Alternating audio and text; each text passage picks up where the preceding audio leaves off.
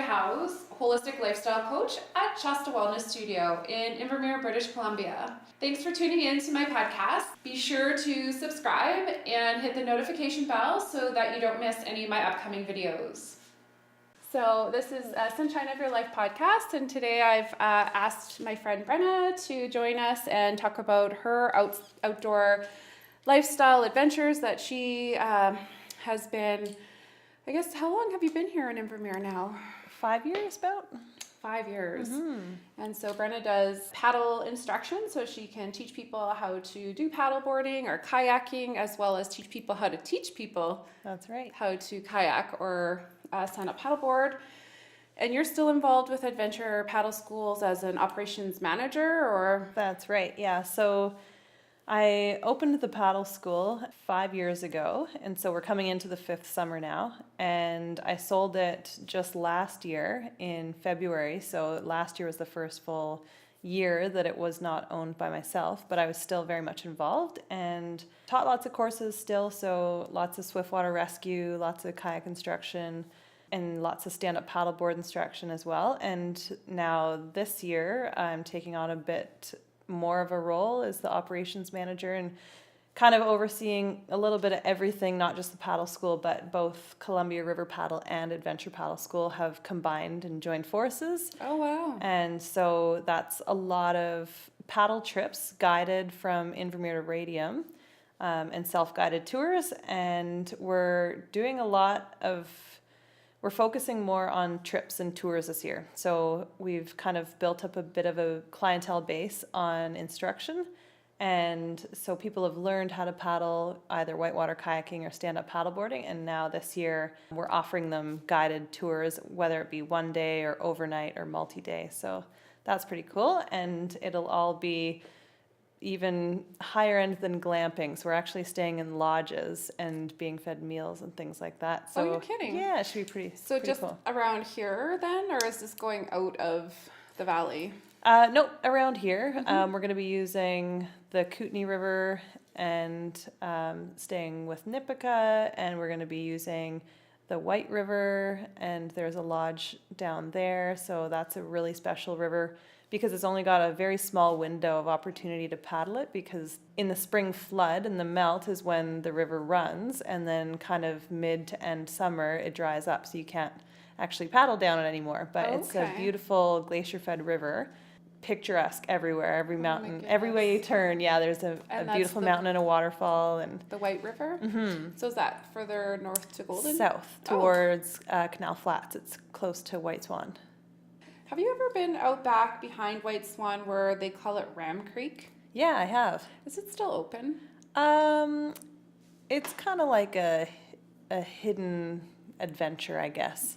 Yeah. I never knew it when it was open, as you say. I don't know. I've walked into it though, and it's still there. It's a hot spring. So and it's still open and functioning. Well, yeah, I just know that they had closed the one road behind White Swan to get there. I've been there a few times, but many years ago, like 9 years ago. So okay.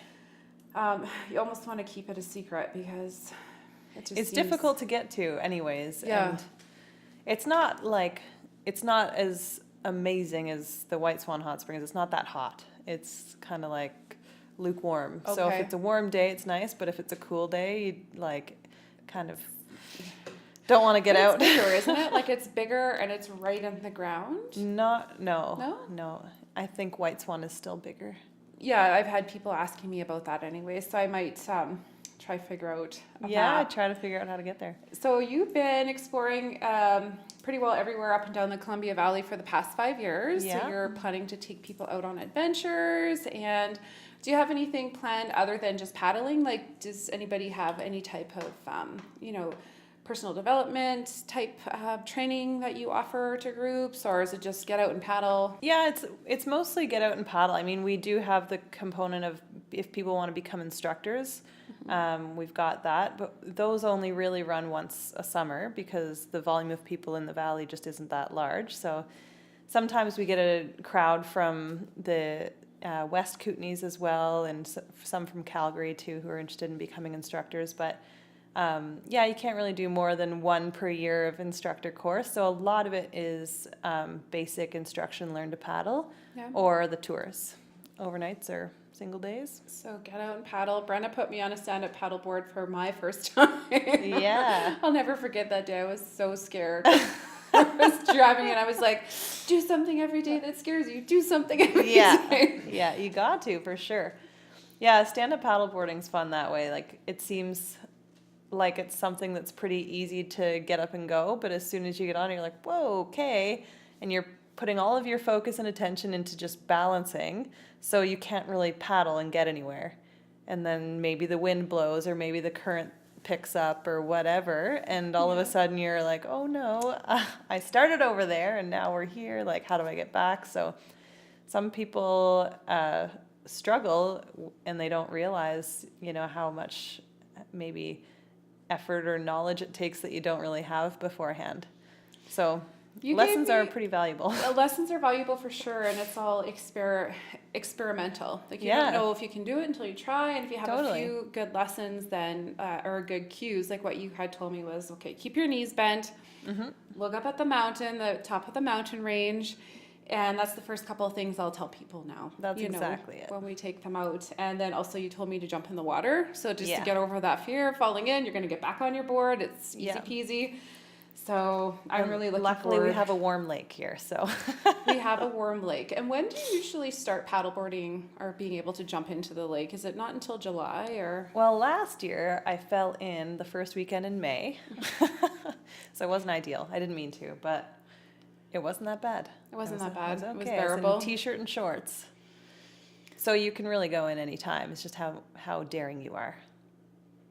So is that what brought you to this valley, was your love for water sports? And so I guess what brought me here full time, I was working out here at Panorama as an instructor in the winters, and then I would go back to Ontario and teach kayaking over the summers on the Ottawa River. And I just didn't enjoy moving every 6 months and packing up everything and going, and so I was like, I would rather make it work in BC in the mountains because it's beautiful and there's so many things to do and explore. So I didn't want to leave kayak instruction behind, and I truly love it. And I think that once everyone tries, like any paddle sport, getting out on the water, whether it be rafting, kayaking, canoeing, whatever, it just brings you to places that are unforgettable, And so I decided to start the paddle school here and get more people out and exploring. Yeah, what a memorable experience that you offered to me. Thank you so much. It altered me forever. John and I bought some boards the next year. That's awesome. And so we get out every so often, not as often as we'd like. It's tough with little children. Yeah, it totally is. Hard to even just be on the water with that age.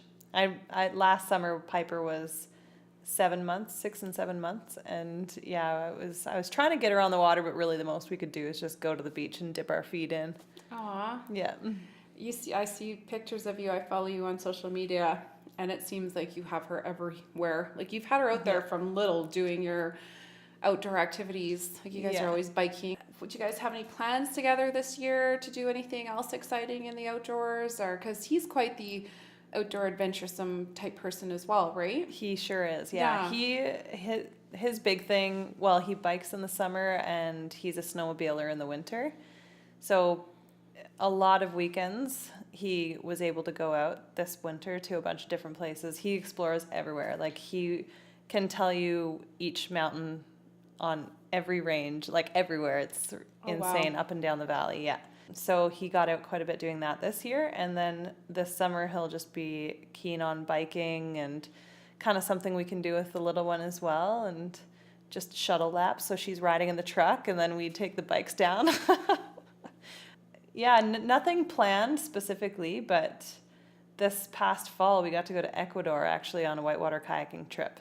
Oh, and my parents flew out to take care of Piper. Oh, you're kidding. No, it was amazing. She's not a year yet, though, is she? She is now. Is she now? Yeah. So that was good for you guys to do that. Yeah. Little getaway. Yeah, it was spectacular. It was a guided trip. One of my friends who owns the company Endless Adventure over in Castlegar area, I guess.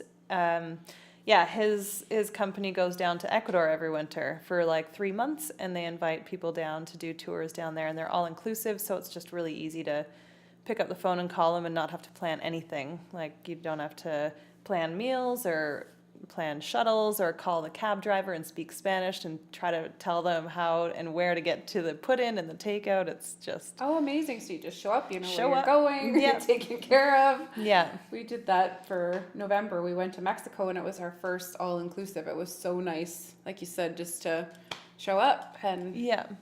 do your thing, Yeah, hang it's out. perfect. Yeah, it's definitely the way to go when you have a busy working life and family life, for sure. And take a load off. Yeah. Yeah, it's that regular routine, you Yeah. know. Sometimes it's like, okay, I need to stop. Yeah.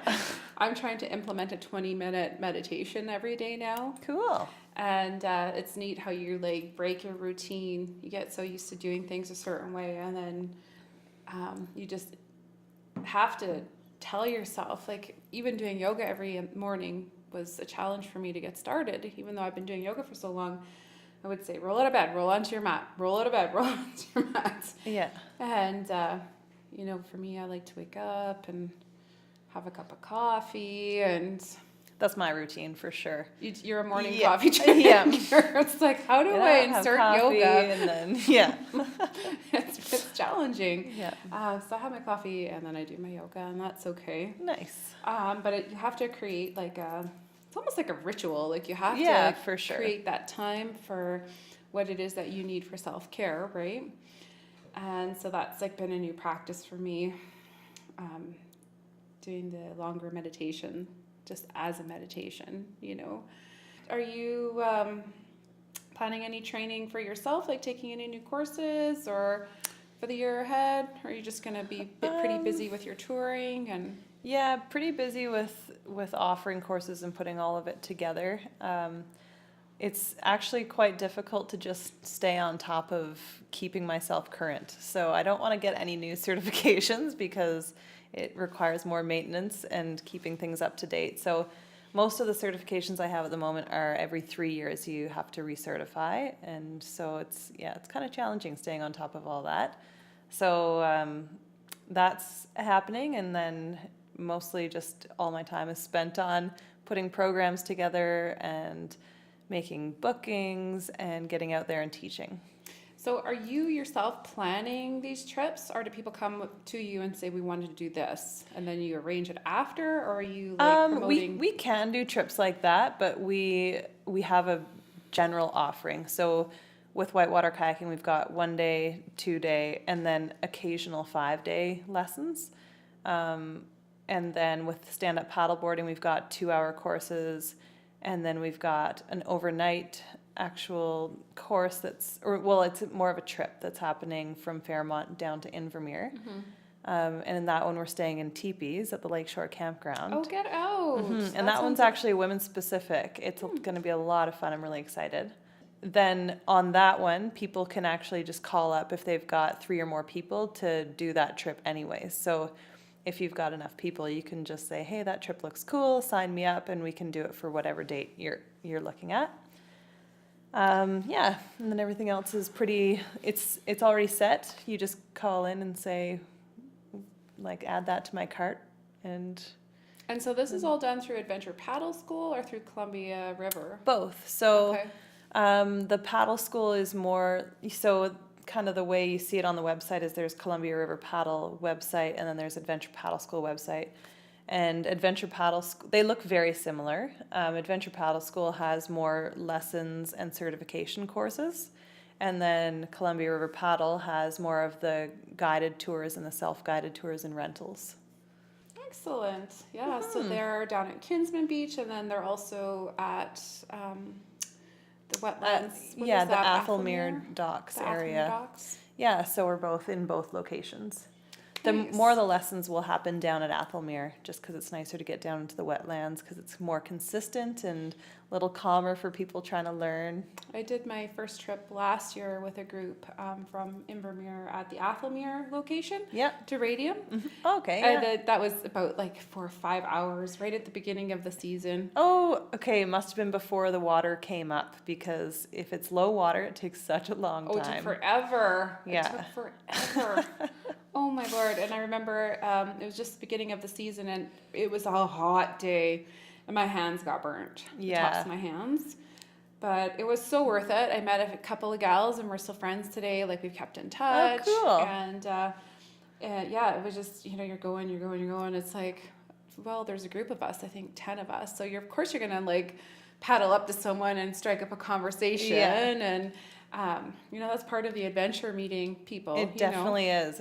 It's an easy way to get to know people. Like just put a paddle in your hand and start moving, and you don't have all these distractions around you. It's just beautiful scenery and other people to enjoy their company. Yeah. And you don't even have to do a 4-hour, but that was an experience I'll never forget. But it's almost like art as well. As soon as, like you said, you get out there and you put the paddle in the water, and it's like that serene, that noise, and then the floating feeling, and then the beautiful, like we're so blessed where we are, surrounded. Time. We've got the Rockies. And the wildlife you get to see as well sometimes is super special. I've seen otters while I've been paddling, and lots of bald eagles, lots of deer, lots of ducks. I've seen swans. Like it's plentiful. You see so many things. Do you ever run into bears? Like I haven't on the Columbia, but I definitely have on the Kootenai. Yeah, I've seen lots of black bears there. Luckily, I've been on the water, so. So you're on the water, but do you have like your full bear? What to do when I come up to a bear? Have you had any like formal training for that, or? No, just whoa, bear. Whoa. And then you walk away. Whoa. Whoa. Without pooping your pants yourself. Yeah, exactly. Oh, I would probably just spaz. I don't deal well with sudden changes in my environment. Like, oh, it's a bear. I mean, I think if their cubs aren't around, black bears are generally like walk away kind of personalities. I've never come across a grizzly, thank goodness. While I've been paddling or walking or hiking. Are they the more aggressive? Yeah. Yeah, and black bears are more just like. Yeah, if you get in the way of them and their cubs, then you'd probably have a problem. Yeah. Have you ever been sprayed by skunks out there? I have. Oh, behold, we were sprayed by a skunk one summer when we were camping. Really? It is awful. Yeah. Oh my gosh. Tomato juice or whatever they say does not work. I've tried that, and I've tried pretty much everything. It doesn't work. Everyone's a liar. Everyone's a liar. So yeah. I had no friends for at least a week. Oh, it was the worst. You must. So yeah, you must see like so many varieties of birds.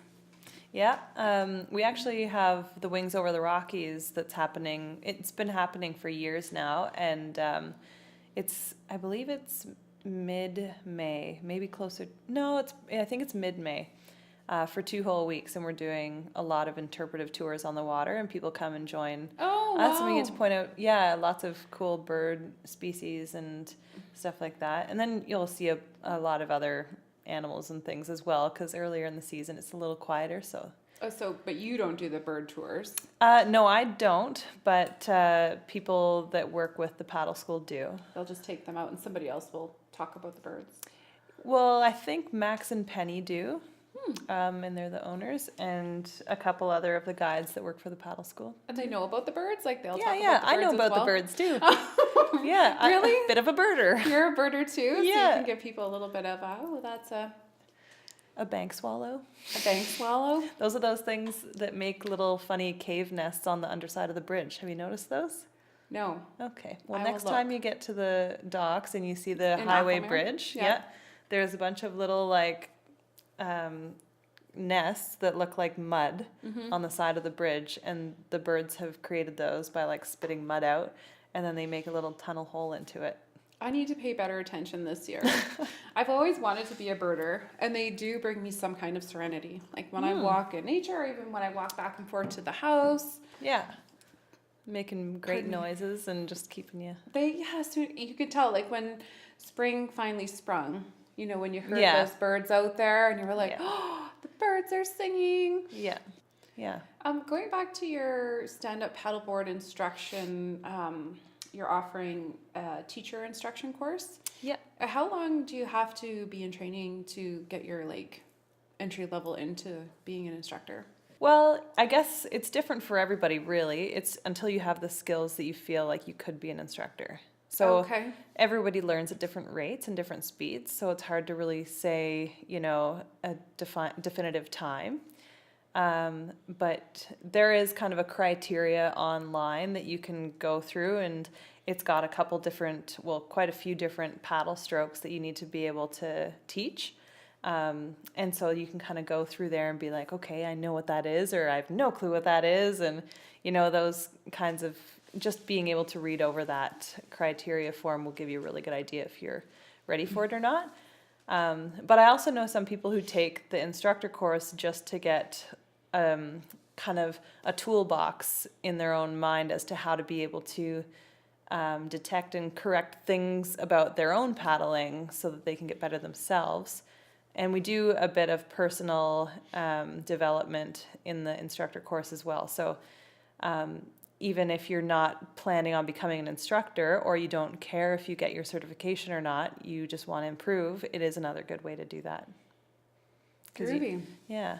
So you offer that a couple times a year, but somebody could come to you and you could privately coach them, like to be an instructor as well. They don't have to sign up for a specific course.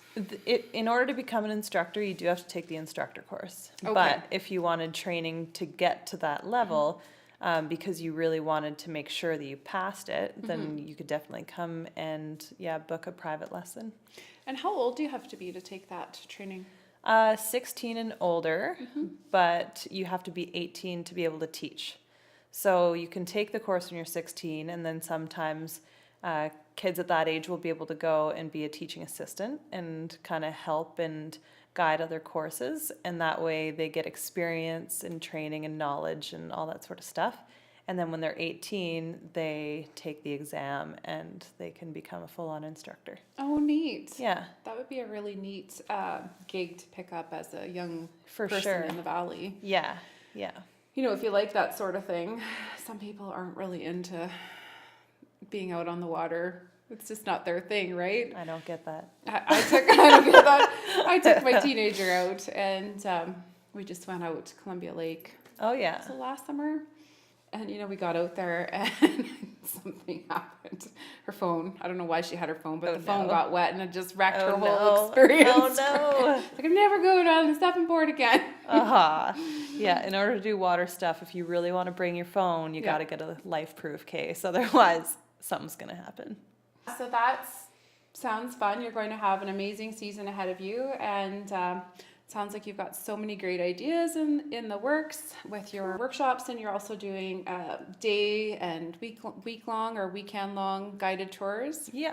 What's the longest tour you take again? You were explaining that. We do 5-day courses, but they're not including like overnights, so they're just day kind of courses. But our longest overnight, meals included, kind of all-inclusive type trip would be, I guess 2 days is the longest. Yeah, wow, that would be so nice for team building, or even just families to get away and bond. You know, just take your head out of the internet and, you know, everything else, social media, television, even just working, you know, that regular routine. It's like, okay, let's just all go together. And it's the only thing that can really detach you from what's going on and help you relax and just realize what's important in life, for sure. So being a fond outdoor adventure lady, is there anything specific that inspires you just about nature? I guess, or do you carry any kind of inspirational connection to? People inspire me. Yeah. All the time, yeah. I do love getting outside, and I enjoy nature, and I really appreciate it and value it, but it's the people that come and are attracted by the sport and get inspired by paddling and getting out on water. It's contagious, you know, like people bounce energy off each other and want to do more and try more. And that's what I get most inspired from. I get that feeling as well when people, come to yoga. It's hard to have a bad experience when you're all doing that same movement together and you're there for that common purpose of relaxation and de-stressing. And there's just even, again, so much, I don't want to say personal development, but what's that feeling when there's like, you do something as a group, right? You can go out on the water by yourself and you experience it that way, but also when you go out with a group of individuals, whether it's for the team building or people that don't even know each other, there's that common experience and that group support that can nourish you at a deeper level as well, just like being out in nature. Especially with whitewater style courses, like lots can happen and things are really busy and it's a brand new experience for most people. So, we've got a pretty mellow progression and we make sure that people are as comfortable as possible, but still you can flip upside down and get out of your kayak and you swim to shore. And that's crazy for some people. And, everyone gets to shore and they start high-fiving each other. Like one person brings the paddle back, another person brings the boat back, the other person swims, and, everyone just went through that all together. And everyone's supporting each other. So it's really cool. Neat. Yeah. All right. So was there anything else you wanted to share about your mountain vision? Actually, yeah. We're hosting the Real Paddling Film Festival. It's coming through and we're having it at the Ullr Bar. Oh, neat. May 9th at 7 p.m. So it's very similar to the Banff Mountain Film Festival. So it's a 2-hour length time and we're going to put a bunch of short films that are pre-selected by Paddling Magazine. So people enter all their high quality short films based around paddling. There's canoeing, there's kayaking, stand-up paddleboarding, there's instructional films, there's rafting films, there's adventure films. They're all pretty eclectic, but all based around paddling. And so we're going to watch a few of those and you can enjoy food and drink and company while you're there too. And we'll announce as they are presented, and there's also going to be a few door prizes and things like that. So it's going to just get everyone stoked on the paddling season. That sounds far out. So you guys have already collected all of the clips of everybody? It's not us, it's a national film festival. Oh, okay. Yeah. So you're just airing it? Yep, exactly. And everything's been submitted to? Yeah, Paddling Magazine. Paddling Magazine. Mm-hmm. Groovy. So where would somebody go to get tickets for that? You can book them online, or you can also go right to Ullr Bar and they have tickets for sale there. And they're $15 per adult and $10 per child, and then $20 at the door. Is the money going towards a specific organization, or is it just to pay for the space? Not yet. It's just to pay for the space and the films, and there's a fee attached to putting the film festival on, because all of these people are amateur film creators, and so they win a prize at the end for putting together something like that. And oh, neat. Yeah, May 9th. May 9th. Yeah. At Ullr Bar. That's right. In Invermere. That's right. All right. Well, thanks for sharing that, and thank you for coming out this evening. Thanks for having me. This was fun. So lovely to see you. I haven't seen you in a few years, so it's nice. Been a while. Nice to have a cup of tea with you and just get caught up. And I'm sure I'm barely going to see you unless I'm out on the water this summer. I know. Yeah, you got to be on the water, or come to the docks or the Kinsman Beach. Those are probably going to be my home bases for the next little while. You'll be down there getting everybody suited up. That's right. Sounds good, girl. We'll have to. So nice to see you. You too. Thank you very much. Yeah, we'll see you again. Okay.